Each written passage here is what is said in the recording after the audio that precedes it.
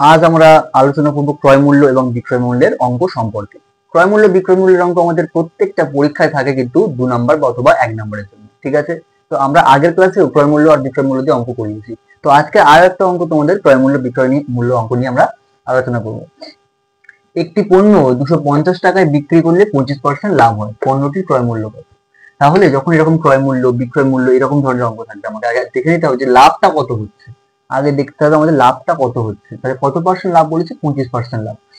তাহলে আমরা লিখছি লাভ সমান কত হচ্ছে? 25%। তাহলে 100 ভাগে আমাকে 25 ভাগ যোগ করতে হবে। কত হচ্ছে? 125। তাহলে 125 হচ্ছে আমার লাভ, এত টাকা হচ্ছে আমার লাভ, ঠিক আছে? এটা রেখে দাও, এখন এটা রেখে দাও, পরে কাজে লাগবে।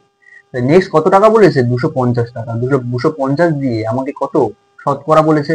তাহলে সবসময় মনে রাখবে 100 দিয়ে আমাকে সবসময় ভাগ করতে হবে। তাহলে কত লাভ কত হয়েছে? 125।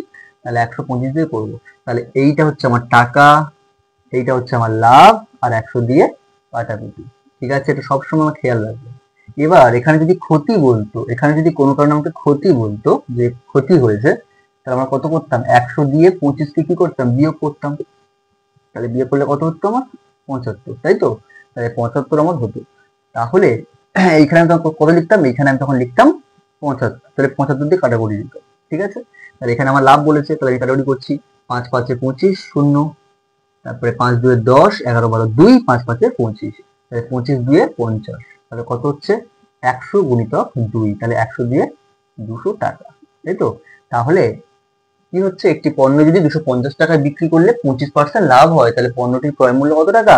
200 টাকা। তাহলে ঠিক এই পদ্ধতিতে আমরা কিন্তু ক্রয় মূল্য আর বিক্রয় মূল্যের অঙ্ক আমরা যদি একটু ভালো করে প্র্যাকটিস করে রাখি, দেখে রাখি না, তাহলে আমাদের কোনো সমস্যা হবে না ক্রয় মূল্য আর বিক্রয় মূল্যের অঙ্ক নিয়ে, ঠিক আছে?